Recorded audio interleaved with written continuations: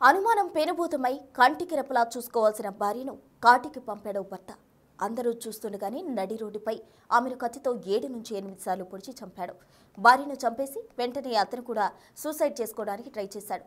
ఈ దారుణమైన ఘటన బెంగళూరులో జరిగింది.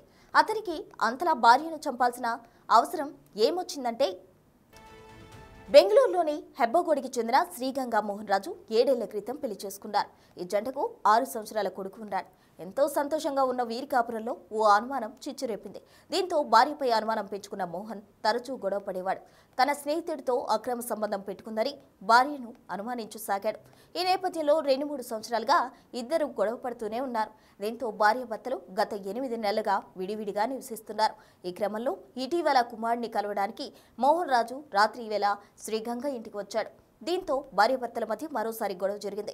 ఆ మరుసటి రోజు ఉదయం శ్రీగంగ తన కొడుకును స్కూల్లో దింపడానికి బైక్ మీద వచ్చింది. అయితే ఆమె కోసం అక్కడే ఉన్న భర్త మోహన్ ఆమెపై దాడి చేశాడు. తనతో పాటు తెచ్చుకున్న కత్తితో శ్రీగంగను 7 నుంచి 8 సార్లు పొడిచాడు.